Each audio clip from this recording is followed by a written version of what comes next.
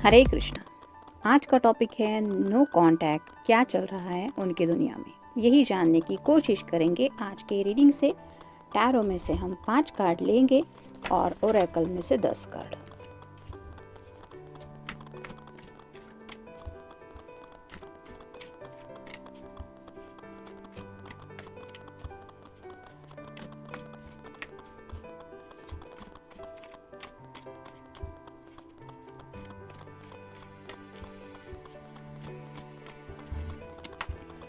एक, 2, 3 आ गए,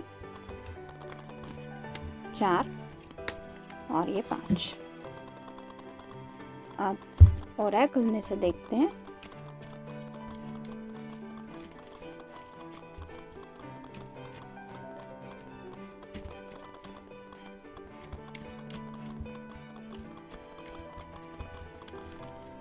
एक, 2, 3, 4, 5, 6, 7, 8, 9 और ये 10।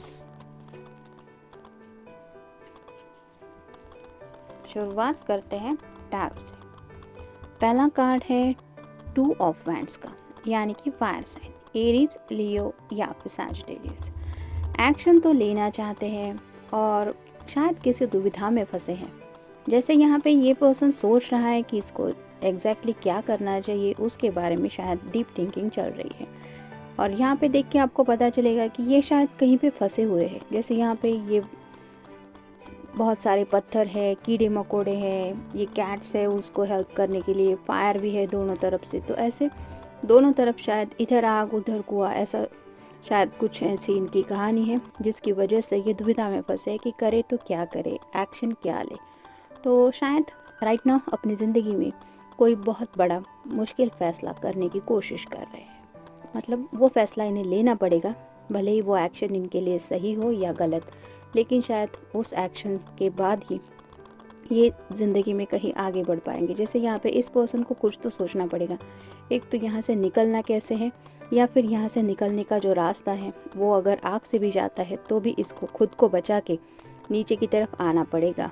तो ऐसे शायद कुछ सिचुएशन हो सकती है, मतलब थोड़ा कॉम्प्लिकेटेड कुछ सिचुएशन फेस कर रहे होंगे।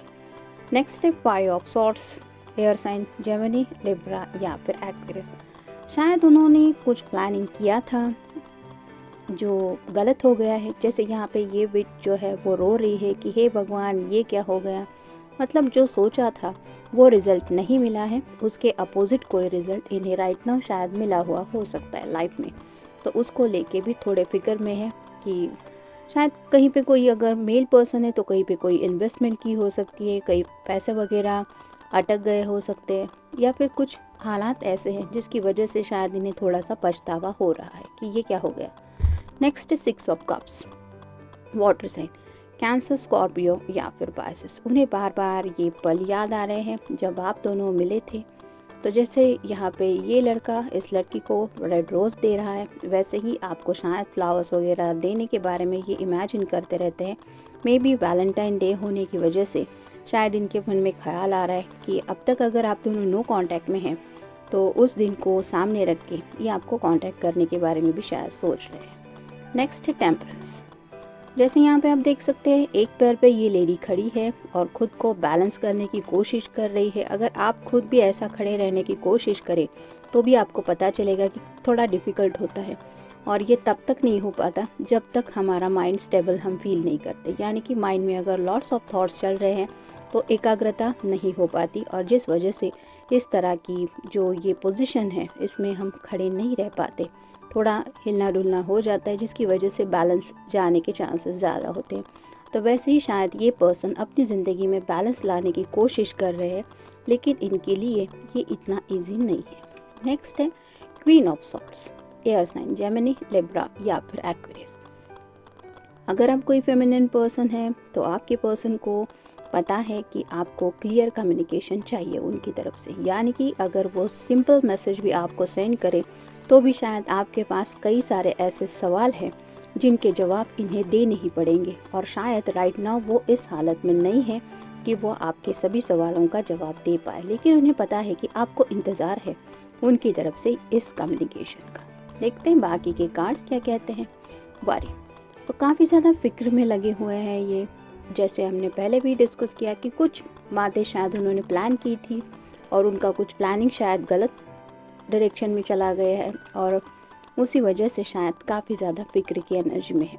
कम्युनिकेशन, तो आपसे बात तो करना चाहते हैं, लेकिन जब बात करेंगे तो आपको बताना भी पड़ेगा कि राइट नाउ उनके सामने के जो हालात है वो क्या है और क्यों वो आपके कांटेक्ट में नहीं थे।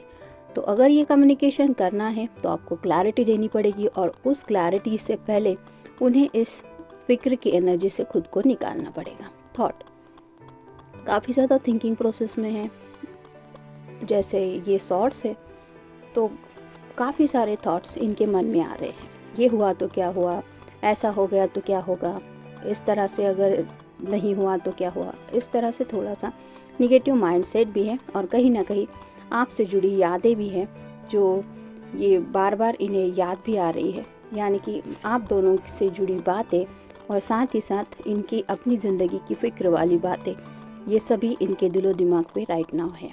कॉन्फ्लिक्ट्स, कुछ मुश्किल हालात हैं उनके सामने और उन्हीं हालात को ये फेस कर रहे हैं और उसी कॉन्फ्लिक्ट से खुद को बाहर निकालने की भी शायद कोशिश कर रहे हैं। कन्फ्यूजन, तो क्लियर माइंडसेट तो ऑलरेडी हमने देखा कि है ही नहीं इनके पास, क्योंकि ये काफ़ी कुछ बातें राइट नाउ डील कर रहे हैं। कुछ बातें दिल की है, कुछ दुविधा दिमाग की हैं, कुछ उलझने शायद लाइफ की है, जिसकी वजह से ये काफ़ी ज़्यादा कन्फ्यूजन की एनर्जी में है। और कन्फ्यूजन में मोस्टली हमें वो रास्ता नहीं मिलता जिस रास्ते पे हम आगे चलना चाहते हैं। शायद इसीलिए इतनी ज़्यादा फिक्र की एनर्जी में ये है। पेनफुल सेपरेशन, तो आप दोनों के बीच में जो सेपरेशन है, यानी कि बातचीत भी नहीं हो रही है, ना ही आप दोनों मिल पा रहे हैं, इस सेपरेशन को वो काफ़ी ज़्यादा पेनफुल फील कर रहे हैं। यानी कि अगर आपको लगता है कि इस पर्सन को कोई फ़र्क नहीं पड़ता तो ये बिल्कुल भी सच नहीं है।